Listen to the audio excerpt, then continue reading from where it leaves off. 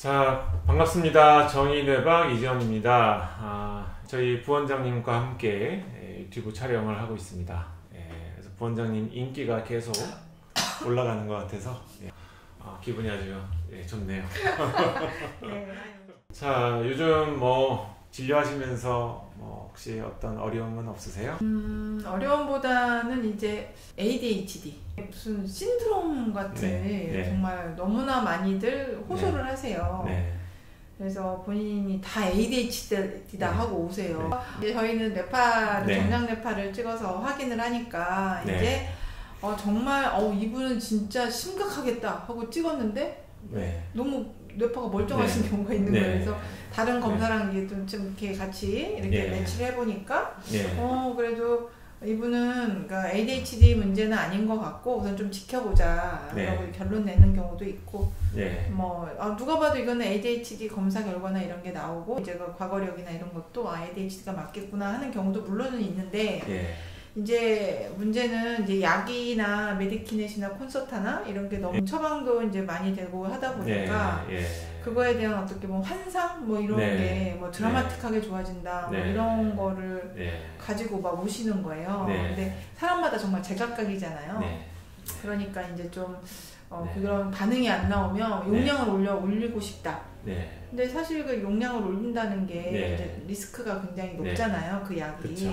그러니까 뻔히 알고 있는데 올려달라고 해서 다 올려줄 수는 없고 그러면 또 다 설명을 이렇게 되는 거죠. 저도 기억나는 게 옛날에 이게 타이밍이라고 하는 약이 있었어요. 타이밍. 이게 고농도 카페인이거든요. 들어본 것 같아요. 그래서 시험 때 그런 거를 막 먹는 제가 이제 학창 시절 때죠. 학창 시절 때 그 약을 먹으면서 막 잠을 쫓아가면서 공부하는. 근데 이제 제가 생각했을 때는 옛날이야. 평상시에 놀다가 그렇죠. 시험 기간 때 그냥 벼락치기라는 걸 했잖아요. 근데 요즘은 그게 안 되니까 벼락치기 개념이 없더라고요. 계속 공부하더라고. 그죠? 그렇게 해야만 경쟁이나 이런 거를 쫓아갈 수 있는 이런 환경이다. 그럴 수도 있겠죠. 제가 수면이나 이런 데 대해서 강의를 많이 다니기도 하지만 옛날에는 하루 이틀 밤새는 거 평상시에 잘 자다가 시험 기간 때 이거는 큰 무리가 없었는데 지금은 막 수면을 줄여가면서 시험 기간 때 몇 개월 동안을 이렇게 하게 되면 정말 수면의 문제가 또 이런 비슷한 집중력의 저하 이런 것들을 만들어내게 되는데 또 이제 이런 상태에서 컨서타 메디키넷을 먹으면은 또 확 각성이 돼서 마치 내가 ADHD가 있는데 치료가 되는 것 같은 이런 느낌을 받게 그리고 최근에 또 아마 부원장님 환자분 중에 그런 환자분이 있다고 얘기 들었는데 이렇게 기면병 너무 졸립다. 그죠? 학교에서 지내는 내내 너무 졸리고 막 이런데 이것도 역시 콘서타 메디키넷 먹으면 그냥 확 각성이 되고 사실은 이제 수면 시간이 너무나 좀 부족해서 생기는 문제인 건데 기면병도 사실은 이게 물론 이제 타고 태어난 유전 타입이 좀 그런 사람도 있지만 대부분 환경적인 요인이 크거든요. 그래서 수면을 너무 소홀히 생각을 하는 거죠. 그래서 관리를 잘 안 하다 보면 이 기면병 증상도 생기기 마련인데 이런 거를 막 약으로 어떻게든 치료를 하려고 하는 이런 시도가 이루어지는 걸 보면 좀 걱정이 많이 됩니다. 그래서 이제 이런 약들을 이제 누트로픽스라고 스마트 드럭. 그래서 현대가 되면서 점점 더 이런 약제들이 인기를 끌 수밖에 없는 이런 상황에 처해지게 되는 것 같아요. 뉴트로픽스로 분류가 되어 있는 것들이 물론 카페인, 니코틴 이런 건 기본적으로 들어가게 되고요. 그거 말고 약제 중에 이제 메틸페니데이트, 또 기면병 치료제 모다피닐, 거기다가 이제 미국에서 ADHD 치료제를 쓰고 있는 암페타민 이런 것들이 포함이 되고 있는데 이게 금방 내성이 생기고요. 먹다 보면은 효과가 약해지고 그러면 더 용량을 올리고 그래서 용량이 어느 수준을 넘어가게 되면은 사실은 뇌 건강 관리가 안 되거든요. 저도 이제 뇌파를 보기 시작하면서 이런 약을 고용량 사용하시는 분들이 뇌파가 이상하게 너무 안 좋더라고요. 이제 이런 것들을 보니까 점점 이제 이런 약들이 이게 이제 좋은 게 아니고 정말 필요할 때 이용이 되어야지 이제 부작용이나 이런 것들이 없는데 너무 이제 남용되는 게 문제가 아닌가 이렇게 생각이 들거든요. 그러니까 왜 저희가 이렇게 뇌를 스티뮬레이션 시켜줄 수 있는, 뇌를 흥분시켜줘서 뭔가 인지 기능을 올려줄 수 있는 약이 사실은 트리트먼트로 이용이 될 수 있는, 치료로 이용이 될 수도 있고요. 또 뇌 자극제, 그냥 뉴로 이넨스먼트라고 하는데 뇌 퍼포먼스를 올려주는 이런 목적으로도 이용이 될 수가 있는데, 사실은 트리트먼트로 사용이 될 때는 이 사이드 이펙트가 사실 이 부작용이라고 하는 게, 약에 대한 부작용이 별로 이제 크지 않게 돼요.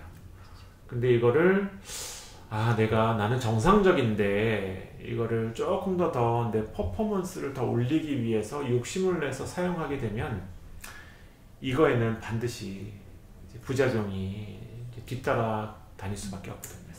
그래서 제가 옛날에 의과대학 때 왜 이제 진통제로 몰핀이라고 하는 마약계 진통제를 써요. 그래서 왜 마약을 치료로 이용하지?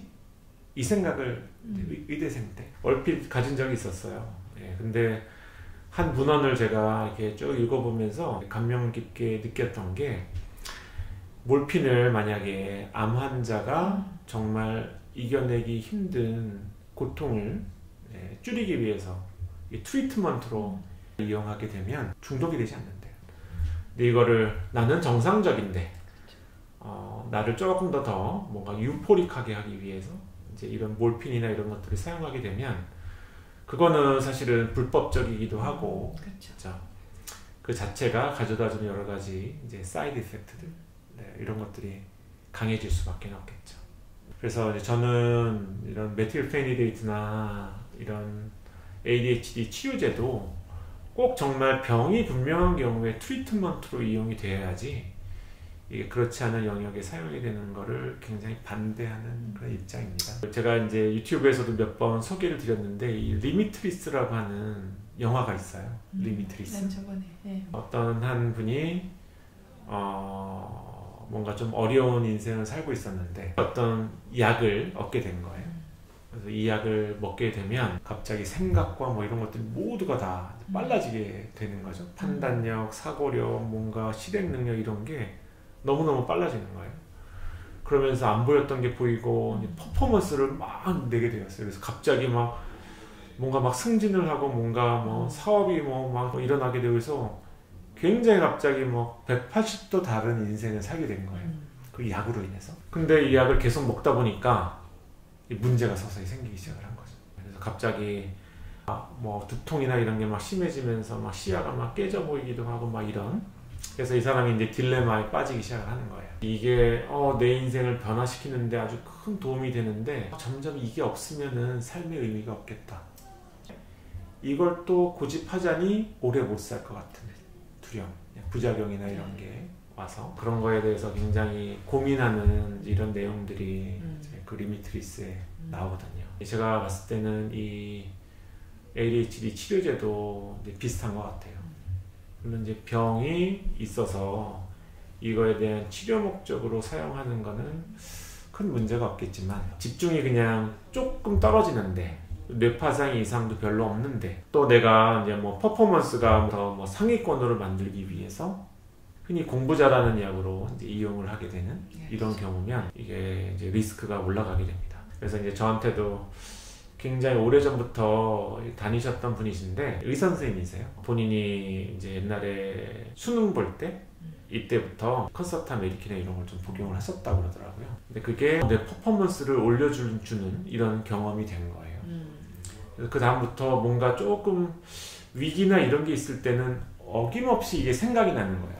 내가 그 약이 있으면은 조금 더 지금 뭔가 더 나을 텐데, 이런 아쉬움.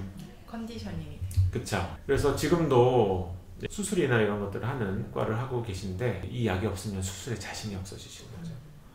그래서 언제 수술이 딱 잡혔는데 이 약이 다 떨어진 걸 몰랐대요. 이 약이 떨어지니까 자기가 너무너무 당황을 해가지고 정말 패닉에 빠지더래요. 그래서 이 약이 너무너무나 그분한테 소중한, 이거 없이는 그냥 수술도 못할 것 같은. 근데 제가 봤을 때는 실제로 그러지는 않으실 거예요. 그렇죠. 네.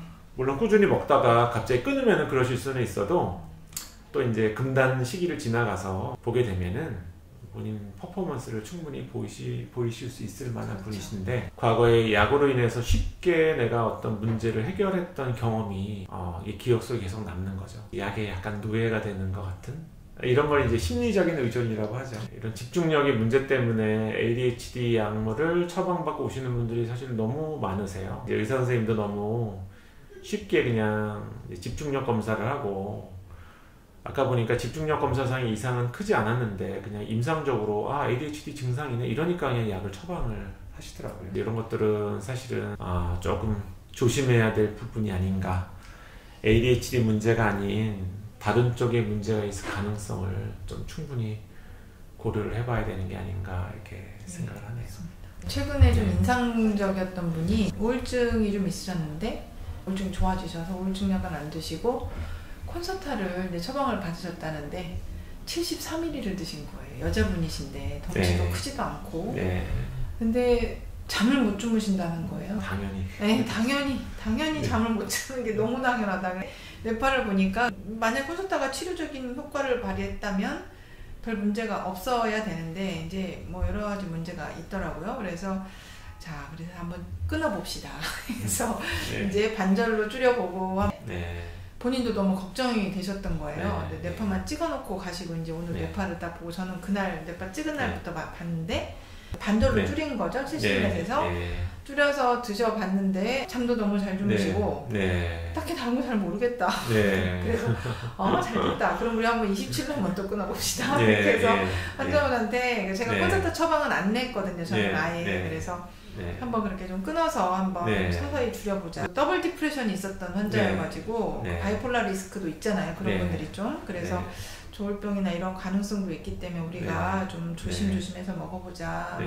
그랬더니 환자분도 되게 그 부분이 걱정이 돼서 여기로 오셨더라고요. 나중에 이렇게 한 적이 있는데, 그러니까 어쩌저쩌 하다 보니 이렇게 늘었겠죠. 환자분도 요구도 하시고 이렇게 늘으셨겠지만 정말 조심했으면 좋겠다. 정말 너무 걱정스럽더라고요. 그래서 딴 데서는 막 약을 더 처방해 주는데 시장님이나 저나 막 약을 계속 줄이려고 계속 그러고 있네요.